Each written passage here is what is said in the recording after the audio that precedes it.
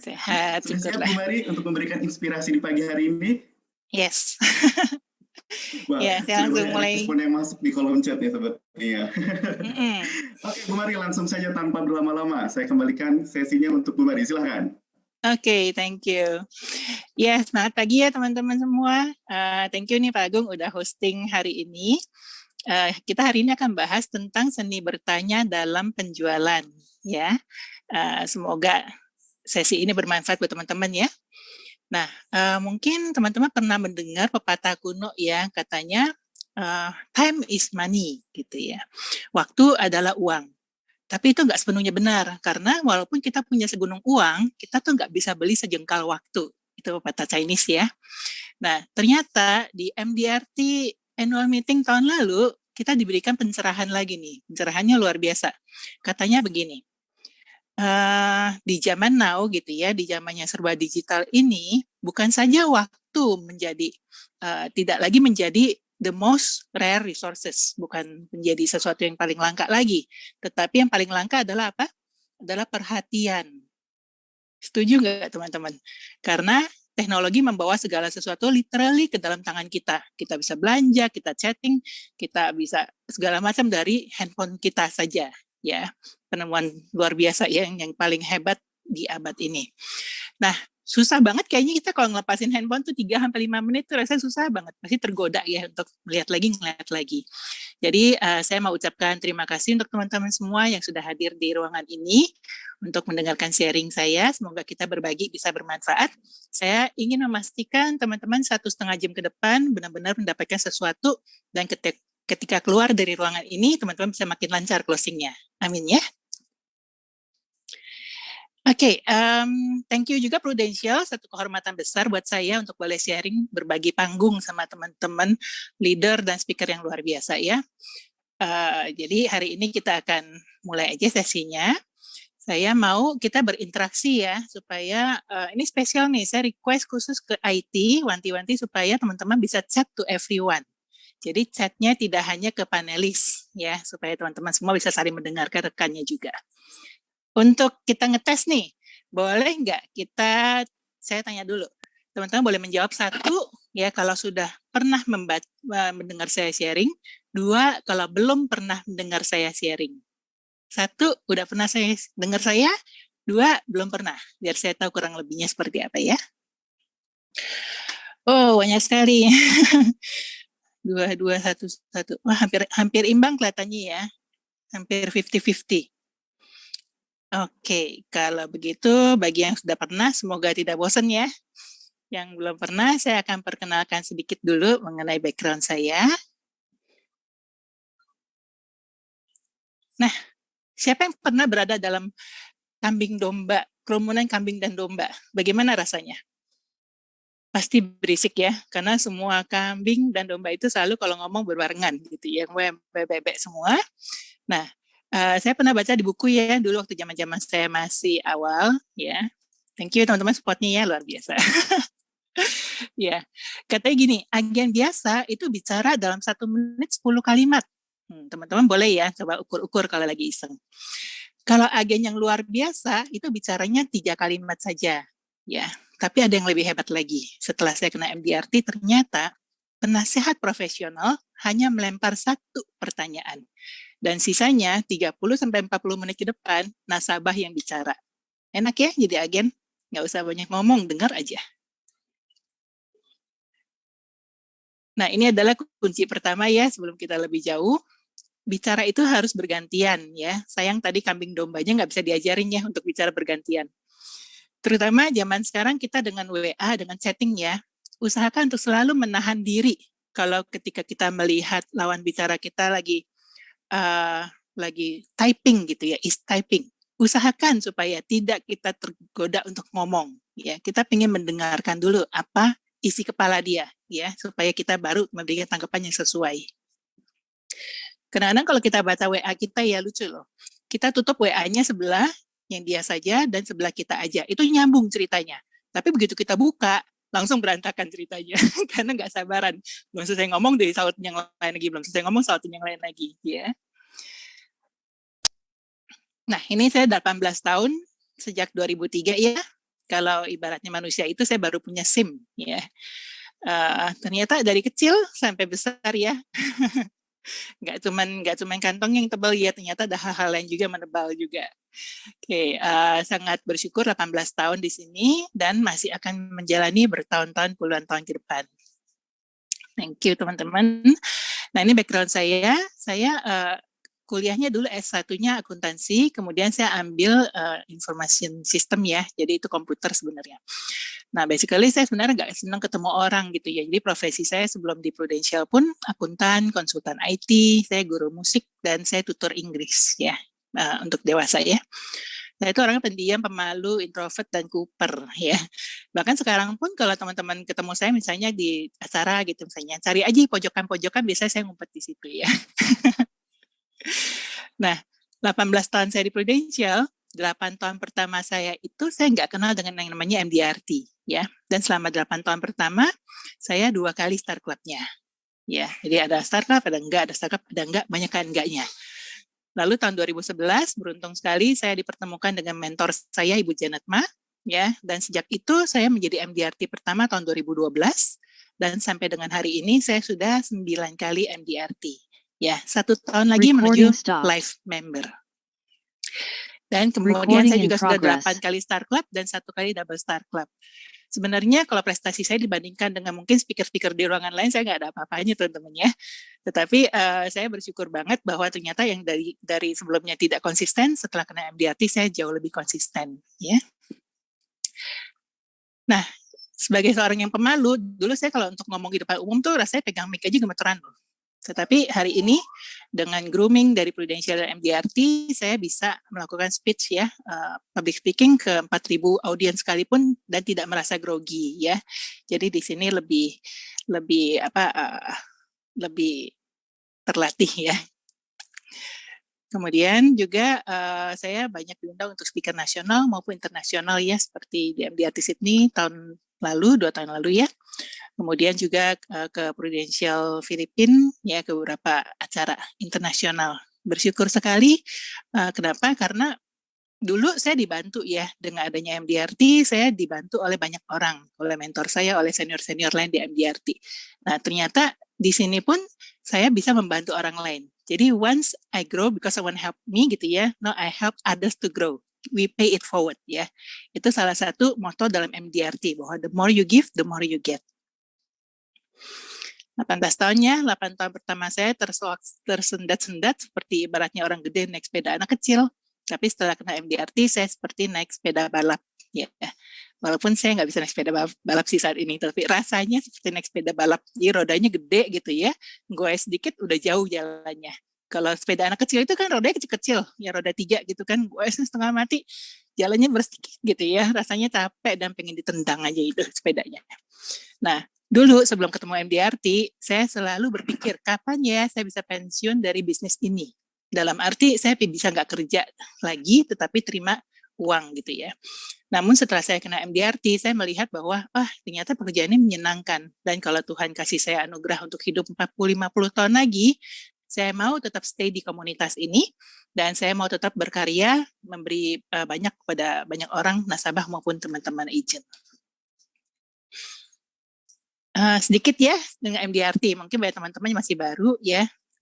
MDRT itu apa sih gitu ya? Itu $1 Million Round Table ya. Itu didirikan tahun 1927 di Amerika ya. Ini sifatnya independen, jadi semua agen asuransi boleh masuk asal achieve syaratnya ya. Boleh menjadi member asal achieve syaratnya dan membayar membership. Saat ini anggotanya sudah 72.000 orang ya, dan lebih dari 500 perusahaan dari 70 negara lebih. Jadi kalau di MDRT kita ditanya, mari kamu dari mana? Jawabannya bukan dari Prudential, tetapi jawabnya dari Indonesia. Ya, dan kita sangat bangga bersama teman-teman dari bendera-bendera lain, perusahaan lainnya, mewakili Indonesia datang ke annual meeting MDRT. Semua teman-teman saya dari perusahaan lain pun semuanya orang-orang hebat dan humble. Nah, gimana sih caranya mencapai MDRT? Nggak sulit kok, cuma sekitar 483 juta ya. Kita bayangkan saat ini Star Club kita sudah 700 juta malah ya. Jadi ini masih di bawahnya Star Club. Tetapi bedanya kalau Star Club itu kita dihitung API. Jadi bayar 1 kali dihitung 12 kali. Di FUR abis nih, baru sekali Prudential udah menghitung langsung 12 gitu kali 12. Tapi kalau MDRT itu uangnya masuk dulu baru dihitung. Ya. Jadi kita 483 juta ini adalah murni duit nggak campur daun ya, nggak campur bonansa juga ya. Lalu ada COT. COT itu 3 kalinya MDRT, jadi Januari sampai Desember itu kita kira-kira 1,45 M. Lalu TOT, top of the table, Januari sampai Desember itu 2,9 M. Ya, bagi teman-teman yang sudah sering datang atau mendengar MDRT speaker bicara, mereka itu ya kalau bicara TOT, bicaranya nggak gini, kamu udah TOT belum? Nggak seperti itu. Tapi dia nanya gini, kamu tahun ini udah berapa putaran TOT? Gubrak gak gitu ya, berapa putaran TOT gitu ya, seperti saja Tolani itu 100 MDRT setahun ya, Solomon Hicks dalam 6 hari dia udah TOT. Itu orang-orang luar biasa tetapi tetap humble dan mau sharing, ya itulah MDRT. Dan MDRT yang memperkenalkan saya kepada yang namanya whole person concept, bahwa hidup ini nggak melulu cuman uang dan karir, tapi ada hubungan dengan orang lain, relationship, kesehatan, education, ya tentu career, service atau pelayanan pada orang lain, financial, uang juga harus bagus ya, dan spiritual, hubungan dengan Yang Maha Kuasa. Ketika kita mampu membalancing, ya, bukan balancing exploring ya, balancing 7 aspek kehidupan ini, maka kehidupan kita akan terasa lebih menyenangkan, ya. Dan itulah yang terjadi pada saya ketika saya mengenai MDRT, dari yang tadinya naik sepeda roda 3 kecil menjadi sepeda balap karena adanya whole person concept ini. Akhir kata, Confucius pernah mengatakan, choose a job you love and you will never work a day in your life. Ketika kita menyenangi pekerjaan kita, maka sebenarnya kita udah nggak kerja lagi. Karena antara kerja dan main itu beda-beda tipis aja. Ya, itu sedikit mengenai background saya. Kita masuk ke topik utama ya. Sudah siap teman-teman? Kalau sudah siap boleh ketik S dong. Biar saya tahu masih hadir nih. Iya, semua ya. Thank you. Ya, luar biasa. Nah, ini adalah kata-kata dari salah satu past presiden di MDRT ya. Namanya Scott Brennan. Beliau mengatakan gini, the best salespeople don't always make the best presentation, but they always ask the best questions. Ya, salespeople yang terbaik itu bukan mereka yang bisa presentasi terbaik, bisa menjelaskan terbaik, tetapi adalah orang yang bisa memberikan pertanyaan yang baik. Ya, waktu itu di salah satu sesinya beliau sharing nih. Dia itu kalau di Amerika kan mungkin mereka untuk traveling bisa pakai jauh-jauh pakai mobil gitu ya. Nah, terus dia cerita, saya tuh dapat referensi untuk pergi ke luar kota. Pergi ke luar kota dan saya diminta untuk menjelaskan dan akhirnya oke nih orangnya udah setuju. Tetapi ketika dia minta sign di SPAJ-nya, si orang ini tiba-tiba ngomong gini, ini big case tentunya ya, orang yang sangat kaya gitu ya. Terus dia bilang gini, Mr. Brennan, bisa nggak kamu jelasin lagi kenapa saya harus ambil uang pertanggungan sebesar ini? Kita kalau sebagai agent ditanya seperti itu di last minute sebelum sign gimana rasanya? Waduh, nggak tahu nih gitu ya, udah langsung deg-degan ya. Mungkin kita akan mengulang semua penjelasan kita ya. Tetapi Scott tenang aja. Dia cuma balik tanya. Dia bilang gini, Mr. Prospect, kalau saya melihat istrimu yang cantik, anak-anakmu yang manis, saya rasa mungkin saya yang sebaiknya bertanya, mengapa Mr. Prospect harus punya uang pertanggungan sebesar ini? Dan kemudian dia tanda tangan. Sesederhana itu. Ya. Jadi, teman-teman, kuncinya kita dalam berpresentasi itu bukan menjelaskan, tetapi bertanya, mengajukan pertanyaan yang tepat. Ya, tanyanya tentang apa? Tanyalah tentang materi atau topik yang paling setiap orang sukai, yaitu apa? Dirinya sendiri. Setuju ya? Misalnya nih, saya cerita, saya ada psikologi tes nih gitu ya, bisa tes tipe-tipe orang. Saya ternyata dapetnya tipe A loh gitu ya. Mungkin teman-teman akan bilang, gimana tuh cara tesnya? Kalau saya dapatnya apa? Benar nggak? Teman-teman tidak tertarik bahwa Mari dapat tipe A, tapi teman-teman akan sangat tertarik untuk mengetahui apa tipe teman-teman sendiri, ya, karena topik setiap orang adalah dirinya sendiri. Kita ikutin aja, karena dia suka ngomong dirinya, kita ajak dia ngobrol tentang dirinya. Nah, sebelum lebih lanjut, saya pengen tanya nih, apa bedanya pernyataan sama pertanyaan? Selain hurufnya terbalik ya, satu T-nya depan, satu T-nya belakang. Apa beda pernyataan sama pertanyaan? Ya, kalau gampangnya gini deh, pernyataan diakhiri dengan titik ya. Pertanyaan diakhiri dengan tanda tanya. Ya. Kalau misalnya saya tanya nih sama Pak Agung ya. Pak Agung, menurut Pak Agung restoran Jepang yang paling enak apa Pak? Restoran paling Jepang paling enak kali ya. Gyukaku kali ya. Gyukaku Jepang bukan ya? Bingung saya. Gyukaku ya. Oke. Nah, teman-teman audiens, ketika Pak Agung mengatakan Yuraku, apa yang ada dalam benak teman-teman? Restoran Jepang yang paling enak apa? Pak Agung bilang Yuraku. Teman-teman bilang, yang terlintas dalam benak teman-teman apa? Sushi teh, Genki sushi, Fred bag. Sushi ya, banyak pilihnya, oke. Begitu banyak jawaban-jawabannya berbeda ya. Dan semuanya senang kalau berbeda sama jawabannya Pak Agung, betul nggak? Nah, sama persis nih, kalau misalnya kita ngomong sama klien, ketika saya ngomong, Pak, ini bagus, ya si klien akan senang untuk memikirin sesuatu yang berbeda sama pikiran saya, yang bertentangan. Tetapi ketika saya bilang, Pak, ini bagus, bertanya nih, kalau dia bilang bagus, maka itu adalah 100% benar menurut dia. Ya. Jadi kalau misalnya pernyataan itu, kita yang memberikan pernyataan, dia bisa iya, bisa enggak. Malah kebanyakan enggak. Tetapi ketika kita bertanya, maka jawabannya adalah pasti iya dan benar menurut kebenarannya dia. Ya. Nah, selain itu, kalau pernyataan itu mudah sekali dicuekin. Misalnya saya bilang, saya restoran yang paling bagus tuh Sushi Tei. Terus Pak Agung pikir, ya so what gitu loh. Bisa kan ya? Nah, tetapi ketika saya bilang, Pak Agung, restoran apa yang paling bagus? Mau nggak mau Pak Agung jadi apa Pak? Harus dijawab. Harus dijawab. Nggak bisa nyuekin ya, kan saya nanya, Bapak harus jawab gitu ya. Jadi ada proses pikir dan ada proses untuk mengeluarkan pendapat ya. Nah, pertanyaan juga membuat orang yang kita ajak bicara itu merasa dihargai ya, karena dimintain pendapatnya. Jadi kita nggak pintar sendiri nih, dia lebih pintar dari kita ya. Oke. Nah, kalau pernyataan itu kayak pingpong, tak tok tak tok tak tok tanpa ada jedanya. Ya, tapi kalau pertanyaan, saya lempar dulu bolanya.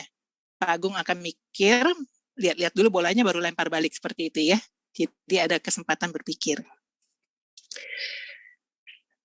Nah, manusia itu lucu ya, kita ketika melakukan sesuatu sendiri, kita selalu mencari alasan di balik kelakuan kita. Kita mencari why-nya.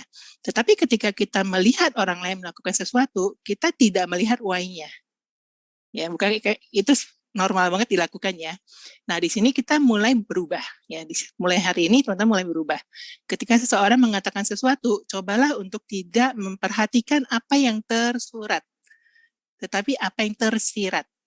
Cari why, kenapa dia ngomong hal seperti itu gitu ya. Jadi misalnya dia bilang, ini kok mahal ya. Jangan langsung diatasi dengan, oh ini murah kok gitu. Bukan itu yang kita cari, tapi kenapa menurut kamu ini mahal? Ya, cari why-nya. Nah, ketika kita memberikan pertanyaan yang tepat, mungkin si nasabah atau prospek akan cerita panjang, lebar, tinggi, dalam ya, luas. Tetapi tugas kita sebagai profesional advisor, kita harus mencari dan menarik benang merahnya dari gulungan benang kusut tersebut, ya. Dan semakin kita bisa simplify apa yang dia katakan, ya, berarti kita sudah menunjukkan bahwa ilmu kita makin tinggi. Setuju nggak teman-teman? Makin tinggi ilmu, makin sederhana penjelasannya. Coba kalau kita tanya sama anak TK ya, satu pertanyaan kecil aja gitu ya, jawabannya akan ngelibet kemana-kemana karena dia emang belum punya ilmunya. Tetapi kalau misalnya udah tinggi ilmunya, kita bisa menyederhanakan hal yang sulit sekalipun. Kalau kata Sanjay ya, kita ini harus sepinter kalau seorang engineer nanya pun kita bisa jawab sampai ke detail-detailnya, sampai ke mesinnya, sampai ke bautnya kita bisa jawab. Tetapi ketika berpresentasi, kita harus berpresentasi sesederhana-sederhananya sehingga seorang anak umur 9 tahun pun bisa paham apa yang kita ngomongin. Nah, itu baru luar biasa ya. Ini sedikit tips untuk tanya jawabnya efektif. ya, ada 5 aja. Yang pertama, jangan pernah menebak akhir dari kalimat prospek, ya. Kalau misalnya kita tebaknya benar, kita nggak dapat kredit. Tapi kalau kita tebaknya salah, kita dianggap bodoh. Ya, it's better to keep your mouth closed and let people think you are a fool. Then to open it and remove all doubts. Ini leluconnya dari Mark Twain ya. Jadi kalau kita diam itu, orang nggak tahu kita pintar apa bodoh. Ya, mendingan gitu aja, biarin aja orang nebak-nebak kita pintar atau bodoh. Maka mereka pikir kita bodoh pun nggak apa-apa. Tetapi ketika kita ngomong, jangan sampai mereka jadi melihat, oh iya beneran dia bodoh gitu ya. Dan remove all doubts gitu ya. Well, supposed to be a joke ya, semoga teman-teman dapat ya. Waktu saya baca ini saya ketawa banget gitu ya. Nah, terus yang kedua, menggunakan bahasa prospek, bukan istilah kita sendiri ya. Bahasa Indonesia please, bukan bahasa prudential. Kalau di training kita terbiasa banget ke semua jargon, semua term dari prudential. Tetapi ketika bertemu klien kan belum pernah training, dia nggak ngerti apa yang kita ngomongin. Kalau saya ngomong gini, Ci, kalau mau cashless, Cici mesti pre-admission dulu ya, nanti telepon ke PMN, bilang bahwa Cici mau opnam cashless ya.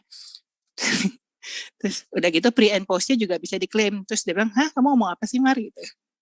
Karena itu bahasa prudensial semua. Tetapi kita rubah. Ci, kalau misalnya mau nggak bayar, nanti saya bantu telepon ya prudensial supaya nanti waktu masuk Cici udah nggak usah bawa apa-apa, cukup bawa kartu saja. Ya itu sederhana ya. Bahkan yang sebelum dan setelah rumah sakit pun itu bisa kita bantu klaim. Seperti itu. Ya.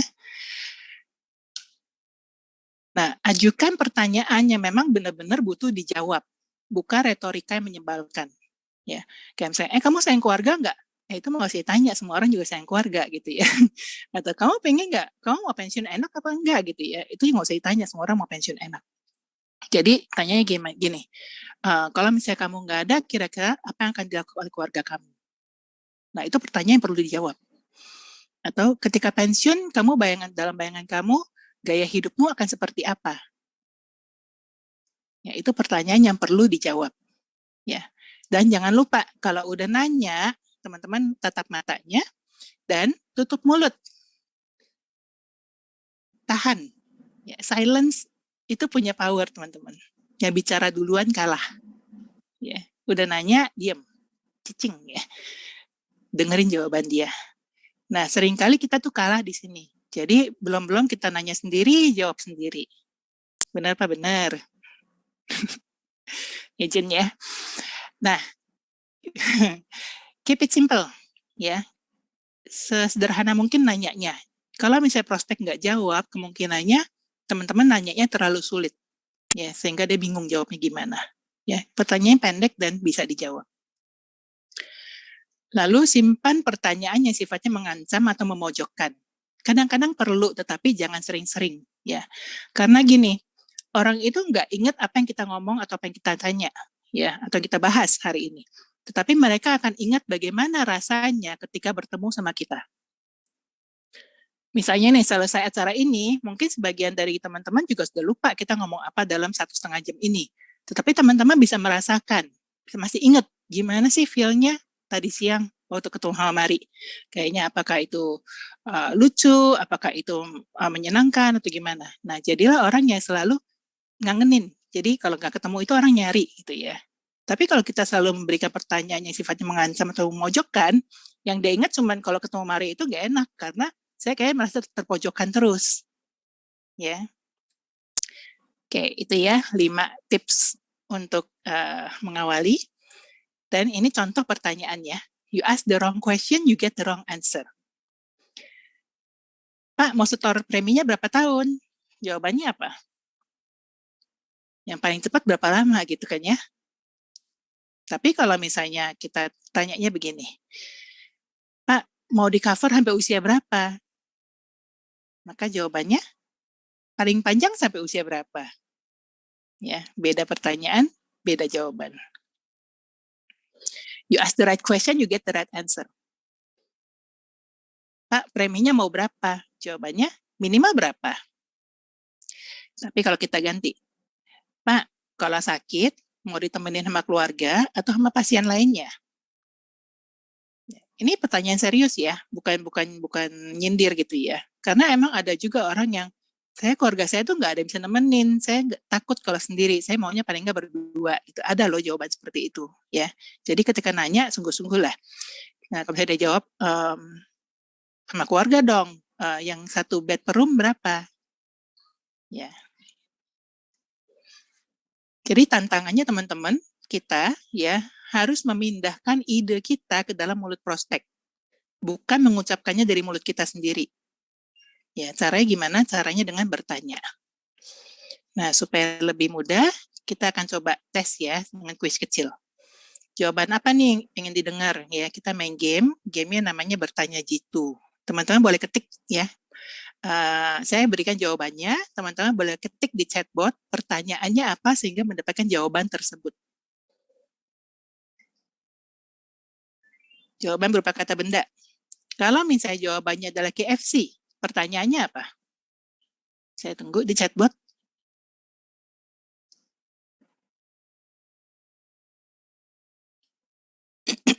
Pak Agung mau nyoba mungkin?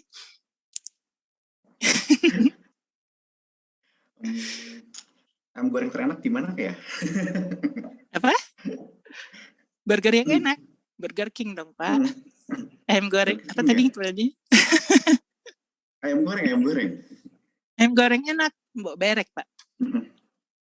Di mana? Mbok berek kalau menurut saya. Goreng sendiri gimana, Bu Mari? Nah, ini banyak di pertanyaannya ya. Ada juga ini jawaban teman-teman nih banyak kan bukan pertanyaan loh. Jadi mau makan siang katanya.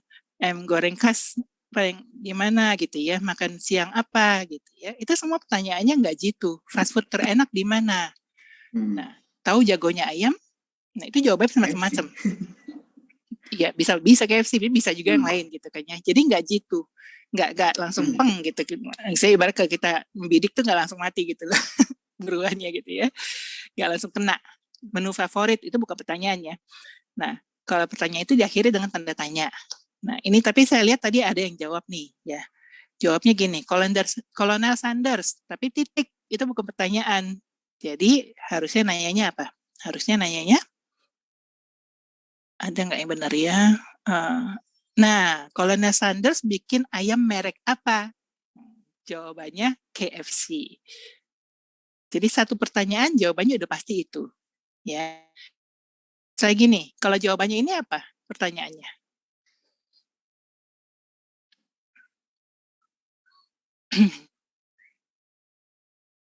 Jawabannya kapal Titanic. Pertanyaannya apa? Pak Agung? Kapal yang nabrak es. Kapal yang nabrak es ya.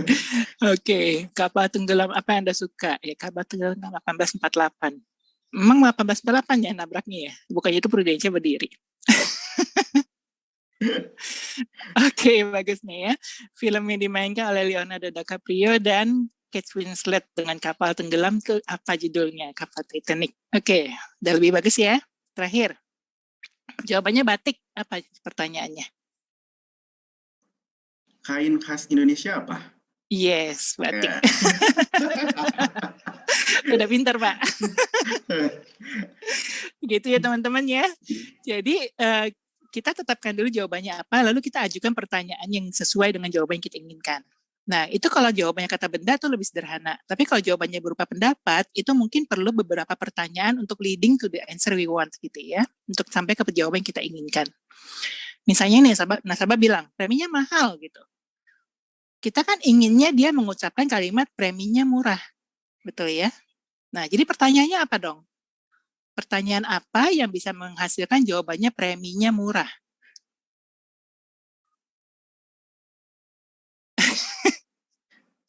Saya buka Pak Agung mikir. Langsung berpikir nih Bu Mari. Oke.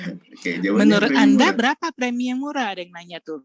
Nah, proteksi tinggi untuk semua orang apa gitu ya? Premi murah menurut Ibu berapa gitu ya? Nah, oke, saya berikan jawabannya ya. Ini bisa banyak jawaban, tapi ini beberapa contoh yang biasa saya pakai. Ya, saya akan bertanya, kan dia bilang preminya mahal. Saya tanya mahalnya dibandingkan apa? Nah, ada yang bagus tuh jawabannya ya. Mahalan mana gitu ya. Kayaknya udah lumayan pintar nih teman-teman nih. Berapa biaya rumah sakit kalau kena demam berdarah, Pak Agung? Demam berdarah 6-8 jutaan ya kayaknya. 8 juta ya. Lumayan nggak sih Pak untuk ngumpulin 8 juta di tabungan? Perlu waktu berapa Lumayan tahun tuh sih. Pak? Berapa bulan? Lumayan ya. Nah, Lumayan pokoknya. mahal yang mana Pak? Premi atau biaya rumah sakit tadi? Lebih mahal biaya rumah sakit pastinya. Iya, betul. Murah kan ya premi ya Pak ya? Murah. Pak, Murah. mahal yang mana premi ini atau masa depan anak Bapak misalnya? Atau mahal Lebih yang murah mana premi. premi ini atau uang pensiun Bapak nanti? Pak, 500.000 mah nggak ada artinya. Atau mungkin Pak 5 juta mah nggak ada artinya. Tapi kalau kita bicara 5 miliar itu baru ada angkanya. Setuju ya Pak ya? Nah, contoh lain nih. Masih banyak cicilan gitu ya. Nah, kita pinginnya dia menjawabnya gini, saya tetap mau ambil nih Bu, meskipun masih ada cicilannya. Tapi cara nanyanya gimana ya supaya jawabannya seperti itu? Ya, jadi biasanya saya akan bertanya seperti ini. Pak, mana yang lebih butuh asuransi? Orang yang cicilannya banyak atau orang yang nggak punya cicilan? Pak Orang Agung, yang cicilannya banyak. kenapa Pak? Karena kalau misalnya jadi resiko, nggak tahu nih nanti cicilannya bisa kebayar atau enggak. Yes, thank you. Itu jawaban yang saya inginkan. Tapi nggak boleh saya It's true. ngucapin ya. Itu jawaban yang saya inginkan, tapi saya nggak boleh ngucapin sendiri. Jadi saya harus memancing dengan pertanyaan. Ya, kalau misalnya ada resiko, Pak, kira-kira cicilannya otomatis lunas atau otomatis Pak? Bisa lunas ya. Karena kan ada Kalau juga tuh beberapa ya. Karena kan ada kalau beberapa tuh, KPR ya misalnya ya. betul. Karena kan ada KPR, ada cicilan-cicilan yang mereka juga ada asuransinya tuh, ya kan. Kalau Oh iya in betul. case kenapa-kenapa, ya udah selesai dibayarin gitu kan, lunas selesai. Setuju Pak. Itu beberapa hutang memang seperti itu ya Pak ya. Nah Pak, itu kalau kita meninggal. Kalau kita tidak meninggal tapi setengah meninggal gimana Pak? Kena jantung, kanker, stroke, masih hidup orangnya, tetapi cicilan masih jalan terus gimana tuh Pak? Ada yang Harus beberapa dibayar nggak? harus dibayar. Tetap harus dibayar ya. Nah, itu cara bertanya lanjutannya ya kalau jawabannya ternyata seperti Pak Agung tadi. Ya. Nah, bagaimana penyesuaian gaya hidup yang harus dialami oleh keluarga kalau kita nggak ada? Ya, sementara cicilan masih banyak gitu ya. Nah, terus ada lagi nih yang orang ngomong gini, mau tanya pasangan dulu gitu ya, tanya istri dulu, tanya suami dulu, tanya orang tua dulu, tanya tangga dulu gitu ya, tanya semua orang. Jawaban yang kita inginkan adalah saya mau tetap ambil meskipun pasangan saya tidak setuju. Nah, cara nanyanya gimana? Ya, saya contohkan dengan Pak Agung lagi ya, boleh ya, role play ya, Pak? Boleh. Ceritanya Pak Agung ini sudah nikah deh ya? Belum kan Pak ya? Belum. Masih available ya? Masih available. Tapi ceritanya Pak Agung sudah nikah gitu ya, dan pengen nanya istri. Maka saya akan bertanya, Pak Agung, seandainya somehow karena satu hal atau lainnya, Pak Agung ngomong ke istri dan istri bilang nggak mau, Pak Agung tetap akan ambil atau tidak? Harus saya ambil. Kenapa Pak? Karena kalau misalkan nanti saya kenapa-kenapa, gimana masa depan keluarga saya? Luar biasa, langsung closing Pak. Langsung Itu future jawaban yang man. diinginkan. Ya. Tapi kalau ternyata dia bilang nggak ngambil misalnya ya, kalau istri saya, nih saya buka ya, katakan pasangan Bapak nggak setuju nih, apakah Bapak tetap ambil? Kalau misalnya ternyata Pak Agung bilang, enggak deh, saya nggak berani kalau istri saya nggak setuju, misalnya ya. Misalnya nih. Kalau misalnya Bapak memutuskan untuk tidak mengambil, kira-kira siapa Pak yang dirugikan? Sorry Bu Mary, kurang kedengeran. Yang terakhir ya. Kalau seandainya Bapak karena istri tidak setuju dan Pak Agung memutuskan untuk tidak mengambil program ini, kira-kira siapa yang dirugikan? Saya dan keluarga saya. Betul ya Pak ya? Ya. Seberapa jauh istri mampu menanggung beban keluarga? Istri kerja Pak? Kebetulan tidak. Kebetulan tidak ya? Fokus mengurus anak, ceritanya udah punya anak nih ya. Ceritanya ya, wow. 2 langkah lebih maju. Biarkan istrinya untuk stay ya. Iya. Kalau misalnya ternyata yang ngomong gak setuju itu bukan istri tapi orang lain gitu ya, maka saya akan bertanya, Pak Agung, ketika terjadi resiko nih, kira-kira orang yang tadi suruh Bapak jangan ngambil, bisa nyumbang berapa duit, Pak? Nyumbang doa mungkin ya.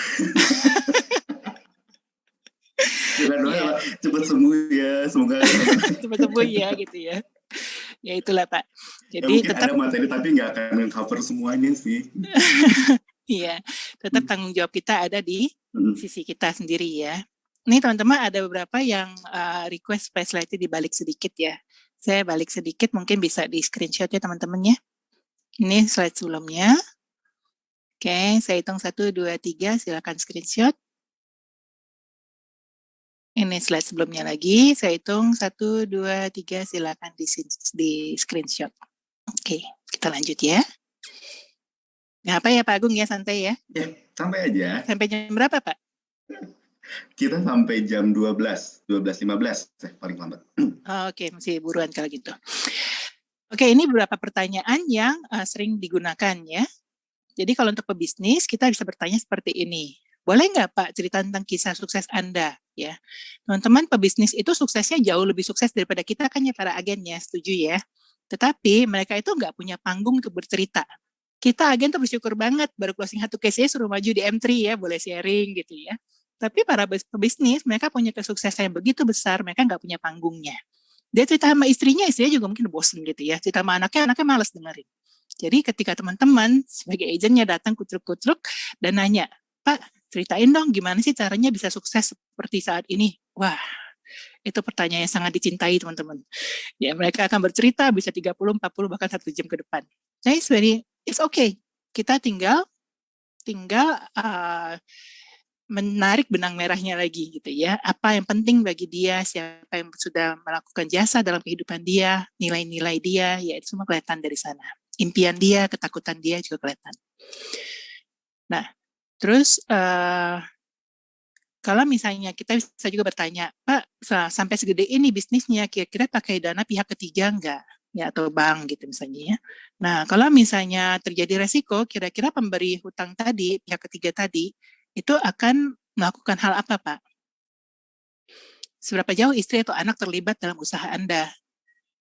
Ya, bisa nggak Pak berlibur 1 bulan full tanpa diganggu? Wah, boro-boro sebulan, boro sehari ini dicariin gitu ya.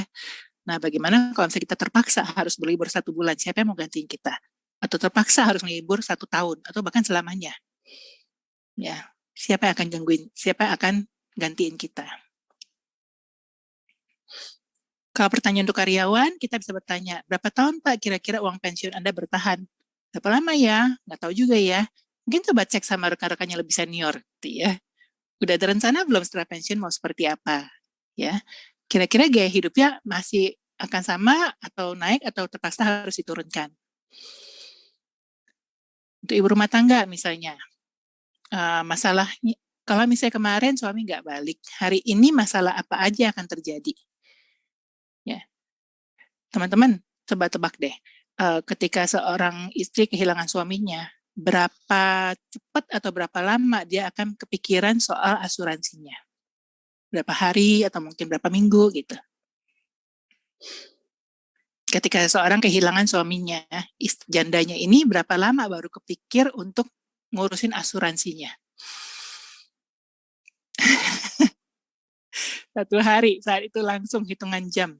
Saya setuju teman-teman. Yang udah pernah ngalamin pasti tahu ya.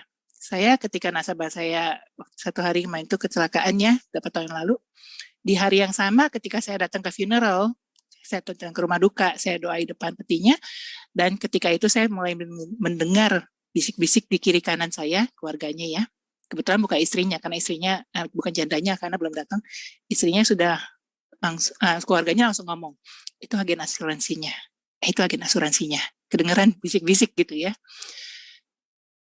Waktu saya selesai doa, saya datang ke pinggir untuk duduk bersama keluarganya. Tiba-tiba ada salah satu kakaknya datang bawain saya 1 kantong besar, isinya adalah buku polis, kira-kira ada sekitar 9-10 buku. Dan dari 9 buku itu, salah satunya adalah polis yang ambil di saya, dan hanya saya satu-satunya agen yang masih aktif. Yang lain sudah tidak ada. Ya, secepat itu teman-teman. Dan teman-teman kita benar-benar menjadi teman di masa duka mereka. Ya, kita bantuin dia untuk klaim, semuanya saya bantu bacain dan semua saya bantu cara untuk klaimnya. Ya, teman-teman yang slide ketinggalan nanti kita ulangnya habis ini ya, fokus dulu aja. Ya, sama teman-teman nanti juga akan ada recording, jadi teman-teman nggak perlu khawatir ketinggalan slide atau informasi dari Bu Mari ya, karena nanti recordingnya kita akan blast juga ke agensi. Thank you. Silakan Bu Mari lanjut. Thank you Pak Agung. Nah, kalau misalnya untuk ibu rumah tangga, kalau mau ngasih ke orang tua biasanya dari siapa uangnya, gitu ya. Ya, nah ini adalah pertanyaan jitu yang hampir selalu bisa dipakai asal sepanjang si orang itu adalah pencari nafkah aktif. Ya, misalnya kita ketemu dokter, kita bisa tanya, dok, udah berapa tahun jadi dokter gitu ya? Oh, saya mau udah lama, udah 30 tahun misalnya gitu ya. Kalau misalnya dokter nggak bisa kerja, kira-kira istri bisa nggak gantiin dokter untuk buka resep? Ya nggak bisa, istri saya kan bukan dokter gitu kan, jawabannya seperti itu ya. Kalau nggak bisa, seandainya terpaksa harus tidak bisa bekerja karena satu kondisi, apa yang harus istri Bapak lakukan? Apa yang harus istri dokter lakukan? Dengerin dulu solusinya. Kadang-kadang dia punya solusi loh.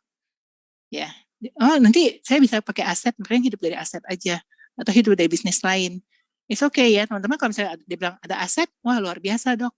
Boleh tahu nggak asetnya apa aja? Oh, saya mau ada rumah, ada kos, ada segala macam gitu ya. Wah, hebat ya dokter ya, udah siap banget ya. Dok, terakhir kali jual rumah paling cepat berapa bulan, dok? Lama banget tuh, yang rumah saya 3 tahun nggak laku-laku gitu ya. Jadi, nah itu dok, kadang-kadang kita suka, meskipun kita punya aset, tapi kan itu bentuknya nggak tunai dok. Ya, kalau saya punya nih ya dok ya, sebuah program, ya sebuah produk yang liquid, instan, pasti, dan murah. Dokter mau punya nggak? Ya. Kalau dia bilang oke, baru kita lanjut ke presentasi. Nah, tapi seringkali kita dapat jawaban ini, teman-teman. Maaf deh, tapi nggak dulu saat ini gitu ya. Nah, kita kasih tahu, dok, atau siapapun Pak, nggak usah minta maaf sama saya gitu ya, karena nama saya itu tidak tercantum. Saya kan bingung, maksud kamu gimana gitu ya. Benar dok, nama saya sebagai agen itu nggak ada dalam buku polis. Dokter tahu nggak siapa nama yang akan tercantum di buku tersebut? Pak Agung, tahu nggak siapa yang akan tercantum namanya di buku polis Pak Agung? Nama saya. Ya, selain nama Bapak, nama siapa lagi? Beneficiary yang akan menerima manfaat. Anak dan istri. Betul. Ya. Sorry ya, penampakan sedikit. Work from home. Penerima manfaat, betul banget ya. Jadi minta maaflah pada penerima manfaat Bapak. Karena mereka akan rugi nantinya. Oke, materinya sekian aja. Kita boleh tanya jawab ya? Boleh. Bu Mari, ini kayaknya udah ada yang masuk juga pertanyaan ya. Kalau tadi kan kita udah banyak bicara, ini kan saya juga merangkum nih banyak gimana caranya melatih gitu-gitu kan.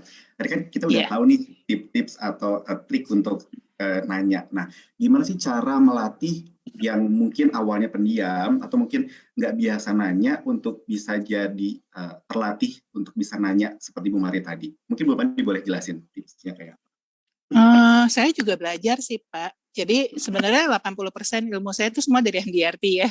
Teman-teman bisa ikut mentoringnya. Mentoring banyak ya, yang ada Bu Janet, ada banyak beberapa mentoring swasta bisa ikut, dan juga materi-materi MDRT itu sebenarnya banyak di blog ya, di websitenya. Dan Sanjay Tolani juga ada jual buku. Saya rasanya banyak banget belajar handling objection dari beliau sih. Selalu bertanya. Berarti harus gitu, sering dilatih ya. Dilatih dan pastinya harus banyak list prospeknya ya nggak sih Bu Mary? Karena kalau kita nggak banyak list prospeknya, kita nggak bingung latihnya ke siapa gitu ya. Iya, itu basicnya lah Pak. Kalau itu kan nafasi kita, kalau nggak ada list prospek ya nggak bisa ini. Ya, nah berarti kuncinya teman-teman ya harus tahu dulu atau list dulu list prospeknya teman-teman, baru nah teman-teman bisa gali dan latih dari situ. Oke, pertanyaan kedua. Ini kan mungkin banyak juga pertanyaan-pertanyaan yang masuk ya, kayak banyak orang yang ingin membandingkan dulu mungkin ya, entah itu mungkin membandingkan persistensinya agen yang ini dengan yang agen yang ini, atau agen referral, atau mungkin membandingkan produk ya membandingkan produk yang ada di Prudential atau mungkin di kompetitor. Nah biasanya Bu Mari gimana sih cara menangani nasabah-nasabah yang kayaknya ntar deh saya mau banding-banding dulu, nah itu kayak gimana Bu Mari? Biasanya sih kalau mau banding-banding saya kasih aja, jadi misalnya bandingin sama produk lain misalnya ya. Ini nih ada nih nawarin dari perusahaan A atau perusahaan B gitu ya, produknya serupa, harga lebih murah misalnya. Ya, maka saya biasa akan bilang gini, silakan aja banding-banding ya. Tetapi ingat, kita itu nggak selamanya sehat ya, jangan kelamaan bandingnya. Ya. Sebenarnya perusahaan di Indonesia itu plus minus akan sama kurang lebih harganya. Karena kalau misalnya saya tanya Pak Agung ya, kecap Cap Bango sama kecap ABC harganya jauh nggak sih? Kayaknya sama-sama aja. Atau beda-beda tipis saja? Sama-sama aja kan ya. Beda-beda tipis lah, paling mungkin selisih 5% gitu ya. Kenapa? Karena ya sama-sama beroperasional di Indonesia dengan UMR yang sama, harga bahan baku yang sama, listrik yang sama, betul ya? Kecuali kalau Bapak bandingin sama kecap dari luar negeri, misalnya import, mungkin beda. Tapi kalau sama-sama Indonesia harusnya beda, nggak terlalu banyak, 5% paling. Jadi perusahaan apapun sebenarnya sama aja, harga tuh kurang lebih hampir mirip ya. Kalaupun bedanya jauh, berarti memang isinya beda. Ya. Nah, dalam menetapkan sebuah perbandingan, menetapkan sebuah asuransi produk yang mau beli, ada 3 yang perlu Bapak perhatikan. Ya, nomor 1 adalah apa? Perusahaannya bonafit atau enggak, betul ya? Kuat atau enggak. Nah, tetapi perusahaan bonafit atau enggak itu tidak berdampak langsung nih sama Bapak. Karena ya, toh saat ini saya belum klaim gitu kan. Nah, yang kedua, apakah produk saya lebih bagus atau produk orang lain lebih bagus? Nah, tapi itu nggak permanen. Bisa jadi hari ini produk saya lebih bagus, dan bisa jadi produknya besok lebih bagus. Dan lusa produk saya lebih bagus lagi. Karena setiap perusahaan akan berlomba-lomba mengeluarkan produk yang lebih baik buat masyarakat. Setuju ya Pak ya? Nah, poin ketiga yang harus diperhatikan adalah apa? Pak, sebenarnya yang benar-benar akan mempengaruhi keputusan Bapak adalah apa? Apakah Bapak memiliki seorang teman, agent, yang kompeten, yang loyal, dan akan mau servicing Bapak untuk jangka panjang. Itu nggak mudah ditemukan, Pak. Yang pintar, loyal, mau servicing. Oke. Jadi sebenarnya the product bukan orang lain, tetapi bukan hal lain, tetapi adalah kita sendiri. Ya, ketika kita marketingnya sudah bagus, ketika orang sudah menerima kita sebagai orang yang bisa dipercaya, bisa diandalkan, maka produk apapun kita jual orang mau kok sebenarnya. Oke, kira-kira menjawab ya Pak? Oke, berarti tadi juga aku rada oke banget, berarti kayak gimana caranya kita bikin calon nasabah atau prospek itu jangan mikirnya kelamaan. Kalau yang mau banding-banding ya langsung banding aja gitu ya, jangan sampai dia molor lagi gitu ya Bu Maria. Iya, keburu sakit nanti. Dan by the way Pak Agung, selama membanding-banding, ya selama banding-banding nih, Pak Agung punya satu privilege loh, saya bisa berikan. Sambil Bapak banding-banding, ya Bapak bisa langsung terproteksi melalui saya selama 2 minggu. Kalau 2 minggu kemudian Bapak banding-banding ternyata kurang bagus nih, Bapak bisa batalkan, namanya free look, Pak. Oke, bisa jadi ya, berarti yang penting buka dulu deh di Bu Mari gitu ya. Nanti sambil berjalannya waktu gitu kan, Bu Mari bisa jelasin lagi, bisa pakemin biar si nasabahnya tetap lanjutin polisi. Biasanya sih jarang sih Pak. Saya kalau pakai yang cara ini biasanya jarang sih orang batalin. Oke, berarti tetap betul-betul bijaksana lah dalam menggunakan. Jadi knowledge juga harus tetap ya Bu Mari ya, jangan cuma prospeknya, tapi teman-teman juga harus mastering apa sih keunggulan produk kita gitu kan, apa sih value-nya teman-teman untuk menservis mereka gitu ya Bu Mari ya. Iya. Oke, Bu Mari ini ada satu pertanyaan lagi karena juga kita waktunya agak mepet gitu ya. Nah, pertanyaan ini rasanya juga mungkin banyak orang yang merasakan gitu ya. Ketika kita udah ketemu seseorang, terus kita udah ngajak ngobrol A, B, C, D, E, F gitu sampai Z gitu ya. Tapi itu kita bisa ngeliat kan dari gerak-gerik mereka yang merasa udah ngeliat handphone, ngeliat jam gitu kan, rasanya udah pengen selesai. Nah, gimana sih Bu Mari buat kita meyakinkan mereka atau membuat mereka untuk balik lagi fokus sama kita untuk bahas pembicaraan kita? Sebenarnya yang tadi dijelaskan itu adalah triknya sih, jadi bertanya ya. Bertanyalah sesuatu yang emang dia suka gitu. Saya pernah ketemu sama calon nasabah gitu ya, saya tanya waktu itu, kok anak-anak lagi ujian ya, betul lagi musim ujian nih gitu ya, saya sendiri lagi disibukkan dengan anak-anak yang ujian harus ngajarin dan sebagainya, tapi jawaban dia, iya itu urusan istri saya, gitu. Itu urusan maknya gitu. Nah, saya udah tahu tuh itu bukan strong point dia. Ya, saya alihkan lagi pembicaraan. Kok gimana bisnis? Wah, bagus banget, Mar. Ini saya lagi dapat distributor tunggal dari satu merek dari Jepang. Ini benar-benar ibaratnya uang ketok pintu nih. Nah, jadi kita bisa melihat dari matanya itu langsung berbinar-binar gitu ketika kita ngomong satu topik yang dia sukai gitu ya. Ya sudah, lupakan pendidikan, asuransi pendidikan gitu. Kita bicaranya bisa ke business insurance, kita bisa bicara ke key person insurance, kita bisa bicara ke personal loan guarantee dan sebagainya gitu. Jadi disesuaikan dengan topik yang dia inginkan. Ya, kira-kira sih seperti itu ya. Dan jangan ngomong sendiri itu jangan kelamaan. Presentasi itu maksimal 5 menit untuk sebuah konsep sederhana. Ya, kalau udah panjang, kita udah melihat mata dia nggak connect lagi, ya udah stop dulu. Ajak ngobrol lagi. Makanya kenapa saya senang kalau kita presentasi kayak gini ada interaksinya supaya saya tahu teman-teman masih stay di depan layar atau udah mungkin ke belakang gitu. Benar. Oke, jadi intinya gimana caranya membuat lawan bicara kita tetap untuk tetap menarik gitu ya, tetap dia mengungkapkan apa yang dia pengen bicarain gitu ya. Jadi jangan point of view-nya di kita aja, tapi kita gali informasi dari dia gitu. Fokus di dia. Setiap pertemuan is always about them. Jadi kalau ketemu itu bukan masalah saya closing atau nggak closing, tapi masalah dia terproteksi atau enggak gitu. Impian dia bisa saya bantu untuk garansi, atau ketakutan dia bisa saya bantu untuk menjamin gitu, untuk saya docs gitu. Kira-kira seperti itu, Pak. Sip. Terima kasih Bu Maya, terima kasih banyak Bu Marina. Tapi teman-teman mohon maaf sekali karena sekarang kita sudah jam 12 dan sesinya juga nggak bisa banyak gitu. Tapi mungkin nanti kita akan adakan next session gitu ya. Jadi kita belum bisa menjawab semua pertanyaan yang sudah masuk. Tapi overall kita sudah rangkum pertanyaan-pertanyaan apa sih yang tadi sudah banyak masuk. Di antaranya itu adalah 3 pertanyaan tadi. Ya. Oke, mungkin Bu Marina. Nanti japri aja melalui IG saya. Boleh tuh. Boleh di follow IG Bu Maria, nanti Bu Maria akan nanti japri aja, saya coba usahakan untuk menjawab sebisa saya ya. Gitu. Oke, saya mungkin sedikit lanjutin, ada slide-nya Pak ya. Silakan. Oke, thank you teman-teman, sesi tanya jawabnya waktunya memang mepet banget ya. Nanti kita lanjut di luar dari forum. Ini saya ingin sedikit tambahan ya. Kita menonton sebuah video ya, 3 menit saja.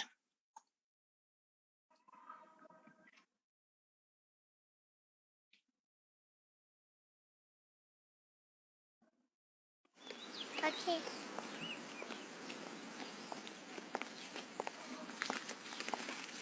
Daddy is the sweetest daddy in the world.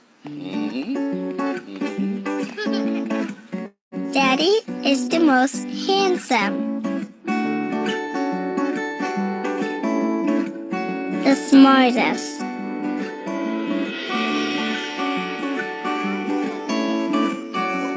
the most clever, the kindest.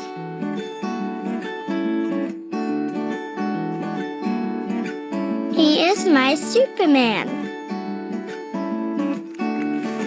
Daddy wants me to do well at school. Daddy is just great, but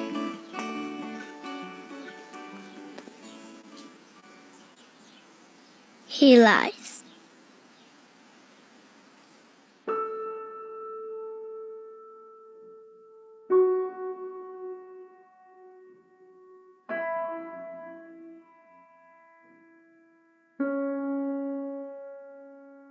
He lies about having a job.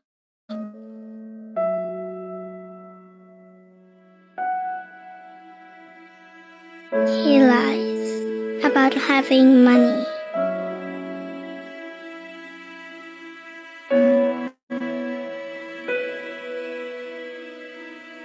He lies that he is not tired.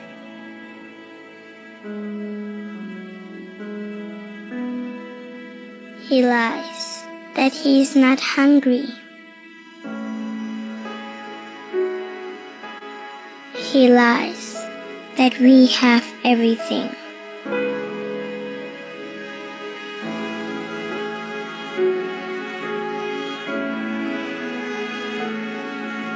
He lies about his happiness.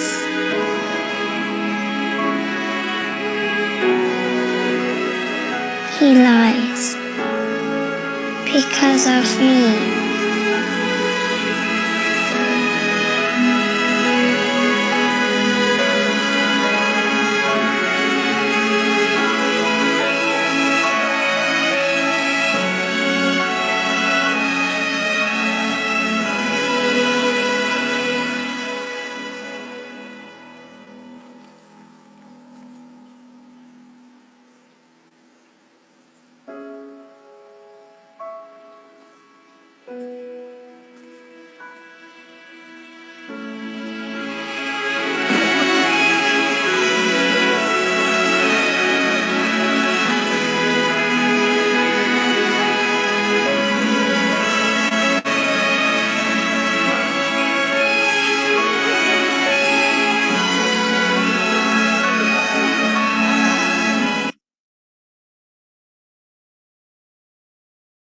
Iya, kenapa saya puterin film ini? Mungkin banyak juga yang sudah pernah nonton sebelumnya ya. Tapi saya nonton berkali-kali tetap aja masih berkaca-kaca ya. Teman-teman juga masih bisa merasakan itu satu tanda yang bagus ya. Jadi sebenarnya sepintar-pintarnya kita memberikan pertanyaan, sepintar-pintarnya kita menangani keberatan, ya memberi penjelasan, teman-teman harus look for the heart gitu ya, harus cari hatinya. Untuk membeli sebuah asuransi, itu orang tuh nggak mikirin untuk dirinya sendiri. Jadi kita harus cari dominan investing motifnya dia tuh apa, dimnya apa. Jadi ketika dapat keberatan, dapat pernyataan atau sanggahan, kita bisa selalu balikin lagi ke sini, Ya, misalnya saya kayak tunda dulu deh untuk program ini, gitu ya. Kita bisa tanya, maksud Bapak, apakah Bapak ingin menunda program perencanaan keluarga untuk si Kesia misalnya, nama anaknya. Ya, balikin lagi ke dominan motifnya, ya. So, don't sell the solution, but sell the problem. Ya, kalau teman-teman pernah punya keluarga atau orang yang disayangi di rumah sakit, teman-teman pasti mengerti. Ketika diminta uang, ini kurang nih depositnya, nambah lagi 10 juta, nambah lagi 20 juta. Teman-teman nggak akan mikir. Gesek aja tuh kartu kredit kalau bisa gitu ya. Kita nggak akan mikir itu berapa mahalnya, bagaimana cara bayarnya. Kenapa? Karena problemnya begitu besar, nyawa jadi taruhan. Ya, ketika nyawa jadi taruhan, ketika problem begitu besar, maka cost-nya akan selalu kecil.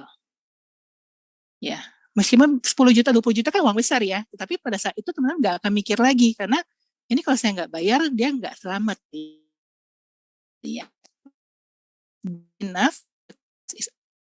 Jadi balik lagi ke problemnya. Ya, ini dari Guy Baker, MDRT.